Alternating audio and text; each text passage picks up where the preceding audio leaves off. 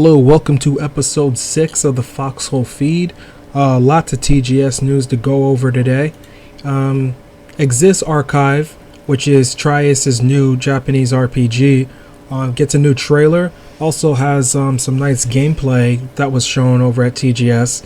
I want to say long. It's like 5-6 minutes. Got a video down below if you're curious about what it looks like.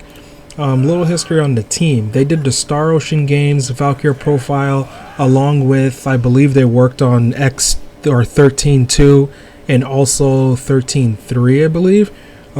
This game is 2D, it's turn-based like their previous Valkyrie Profile games, and this game is being published by Spike Chunsoft and not Squaresoft or Square Enix. Which I'm a bit surprised at. I think it might be due to it's possibly that Square doesn't want to do another Valkyrie Profile, or maybe it's that it's too similar to it. I don't know, because this game seems like it's very similar to that game, like it's a spiritual successor in some respect. So who knows why Square's not doing it and why they chose to have a different publisher do that title for them. It's very interesting. The video is running at a pretty high frame rate. I actually think the footage that's below for the TGS gameplay is actually running on PlayStation 4, because this is coming down on the PlayStation 4 and a PlayStation Vita. I've been looking around for a bit and I don't see any release date. If there is a release date, I'll link it below, right below where the links are. I'll link it for you guys. But as I was looking around, I don't see one. I believe it's likely going to come out on the West due to, it already has an English title and everything. A lot of the information on the screen is in English, and most of the titles that this team has released have come out to the West, so it's very likely we'll be seeing this. Final Fantasy XIV gets a little news as it goes VR on the PlayStation 4. So some videos come through from TGS of people playing Final Fantasy XIV on PlayStation's VR headset. There's some footage linked below if you guys could check it out, see what's going on with it. Looks very interesting. It's hard to describe if you consider that, it's a headset that somebody's putting on and they're getting to experience these things, and you're just sort of trying to figure out how they're experiencing it. Someone over at DualShocker states that he didn't get any lag, he didn't feel any disconnect, says it feels very natural. That's good. I guess that's what we want. We want it to feel natural. I'm not an MMO player myself, so I don't get the appeal of MMOs. VR probably wouldn't change that at all. If you notice on the actual video below, if you're watching it, you'll see that they're all leveled to level 50. And they're named like Morpheus, so I think that it's because they probably didn't know of the name change. I'm reading on the DualShocker's article, a PlayStation VR rep states that Sony said that they still call it Morpheus internally. I guess they're still trying to get used to calling it PlayStation VR. But it looks interesting. I haven't read anything that states that this is going to be a function release day and date. I'm not sure if this is just a technical demo to show off VR, or if this is showing off something you'll be able to do with like a quick update. I feel like it would have to be, if they have it working and functioning, and this is Square we're talking about. If Square has it working and functioning, I don't think they just have it for laughs. Clearly they have it working and functioning for real purposes, as possibly to update the game with, which makes me question, are they updating the PC version with Oculus Rift? That would make sense, because this is not only on PlayStation 4, it's also on PC and on PlayStation 3 to add. So they for anything, they could release a update similar to this on PC for Oculus Rift. I don't think it would be hard for them to implement this on PlayStation 4 either. Considering they already have it on there right now. So be on the lookout for that if you're a Final Fantasy XIV player and you're interested in getting the PlayStation VR. Support might be on the way. And we have some Horizion Zero Dawn news. Now, I know this is about TGS, and TGS is just about Japanese games, and I wanted to keep most of the news regarding what came out of here tonight about just Japanese games. Most of my coverage was just about Japanese games. you have to put in some stuff. All right, so Horizon Zero Dawn was there. So I got to talk about it. I can't just alienate it. It was there, and they show it off. Japanese crowd seems to had liked what they saw, and it was all in Japanese. And I mean, not much information was given. That was stuff we didn't know before. The trailer was the same trailer that was shown at E3 this year, so it wasn't anything brand new that we hadn't seen before. Even the information, I believe, has been stated before. Now, the most notable thing that I took from this was that he states that in the demo that I linked below, that you could see anything that you could see, you could traverse. He states this is about the mountains in the city that's deep far back. He says that all the stuff that you see, you could traverse. I believe this tidbit was actually stated before at E3 when this title was first revealed. Another thing that wasn't stated but was shown was there's a part right here. I'll link it at I'll mark whatever the time was at, where you could see Aloy's character try to strike something. Like, I don't know if he pressed the wrong button, and it shows a quick like sword or melee attack that was quickly done, and then he went back to the bow that she has. So I don't know if that was just like a a quick glitch or a quick mistake. It can't be a quick glitch. That was 100% a melee attack. So I don't believe we saw that type of attack that was shown at E3. I believe they stuck to the bow and they stuck to the little attachment thing that makes it attached to the ground while also shooting it with its like bazooka things. Now they cycled through some of the weapons, but I don't recall them using a melee attack. So that small snippet was actually new. If they did have it there, I've seen the trailer many times. It must have been new to me. Now, another notable thing is that, this is coming to Japan, and, it was in Japanese and everything. Is this fair? I mean, so what you guys tell me is some of you guys' titles not coming to the West, but this is coming to the East? Come on, share Japan. What the fuck? Some Kingdom Hearts news comes out of TGS. Not about 3, though. So it's about Kingdom Hearts 2.8. So basically what we're finding out here is that there's an interview from a Japanese magazine with Tetsuya Nomura of Kingdom Hearts and Final Fantasy fame, and he's asked questions regarding the game's development, why it's only on the PlayStation 4, and a whole bunch of other stuff. So he states that it's only on PlayStation 4 due to development timing of Kingdom Hearts 3. It's a very rough translation, so the original text is in Japanese. It could mean several things. So he states that they wanted to experience the world of Kingdom Hearts 3 as much as possible, and they wanted to work using the existing technology of Kingdom Hearts 3, and inevitably this game became a PlayStation 4 only title. So it's somewhat unclear what he means by that, because apparently it sounds like he's suggesting that there is similar tech in this game than there is in Kingdom Hearts 3 currently.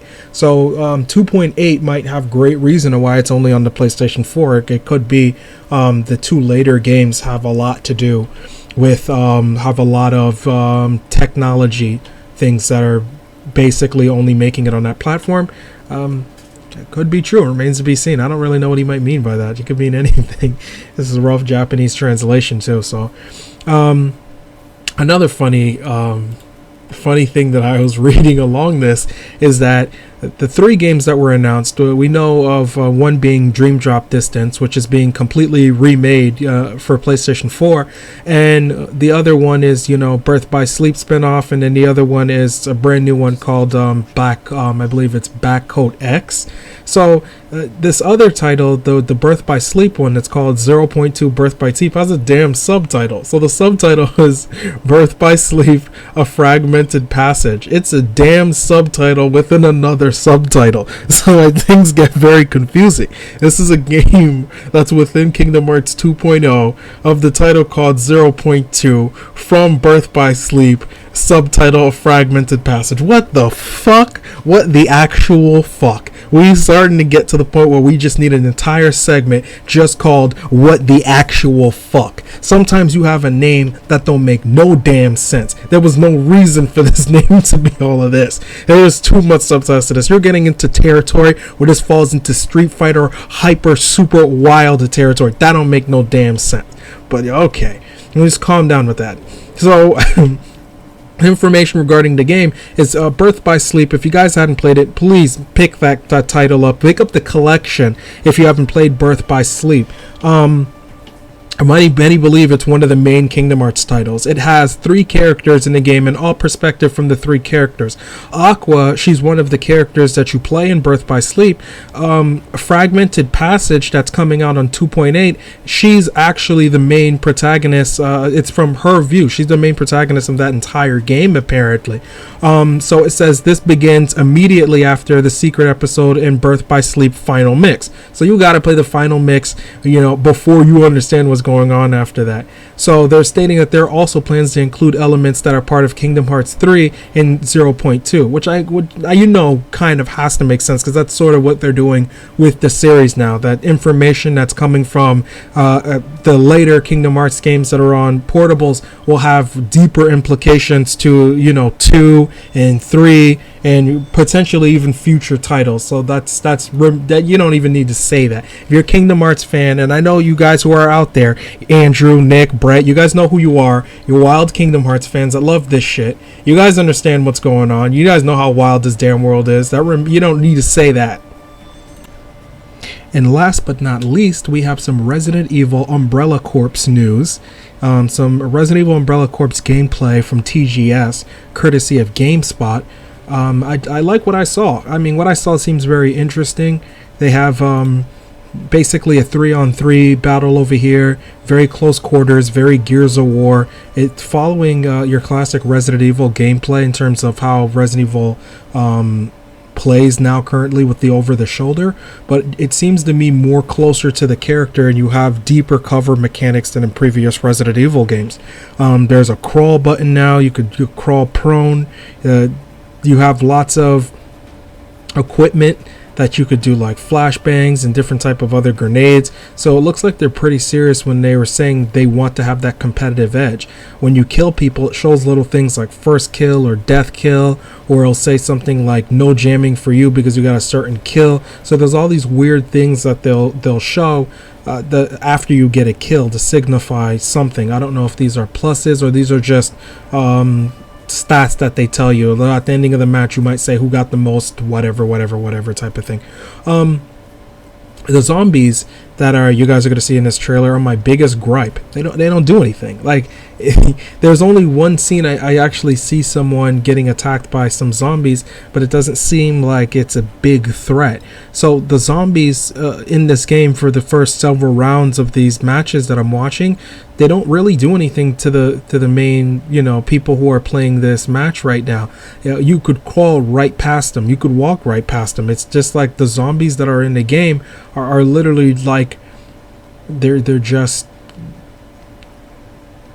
furniture, I could say. Like, they're there like for almost ambiance. Like, I don't see them doing anything, with the exception of maybe once somebody got attacked by one of them, and I think it's just because he had like blood on him. And I see something on one of the parts that shows zombie assist, and I don't really know what that does. I don't know how big of a threat the zombies are in something like this, if you consider they're not even attacking them normally. I would have personally liked it if the zombies all attacked you, if everyone was your enemy, even the zombies in the game. Of course, winning the round and beating the regular humans is nice and cool, but what would be even more interesting is that you had to live past the zombies like attacking you and going after you. That would have been awesome. So not only you're fighting the zombies, but you're also fighting humans. That's awesome. I mean, that's such a cool concept, but that's what was happening in Resident Evil 2 and all the other Resident Evils, where where Umbrella was shooting at these people, but also being attacked by zombies. That's an element that has to be inside of a game like this, because that makes sense. I mean, I don't really get why they don't have it happening more. I think that's rather disappointing. The only thing I really like from this personally is that it's letting them have an outlet to make it a action game, and letting them have an outlet to make it a competitive shooter. Let this be the series that they have as a competitive shooter and stop trying to make Resident Evil 6 and 7 and stop trying to make the future of the series, I should say, into action games. Let this be their multiplayer action game thing that they have, and they just need to stop going after the rest of the series and trying to convert the whole series into this. So the only good thing taken away from this, I don't see myself buying it. Even the scene where you're getting attacked by one of the zombies isn't that really interesting. It seems like you're so overgunned. You're just complete walking arsenal. I don't really see the zombies as being threats in this game, and I've always jokingly said, as the series progressed, you became a bigger threat than the zombies you went after. A more interesting Resident Evil game at this point would be from the perspective of the zombie and surviving someone like Chris Redfield or Leon, and they have these arsenals and there's this one-man army coming after them. That seems to be more interesting. If you consider you're a zombie and you don't have anything, and these guys are, you know, battle tanks, and they have every single last thing at their disposal to kill and attack you. But that's all I have today for news. Thanks so much for viewing. Thanks a lot for viewing any of the Tokyo Game Show videos that I put up for you guys.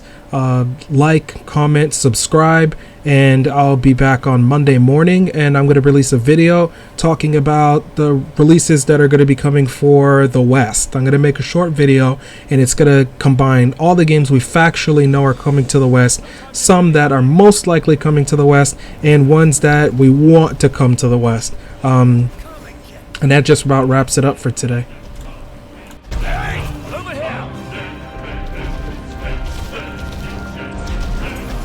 It's time. I got it! Oh, yeah! From two! Going for it! Yeah!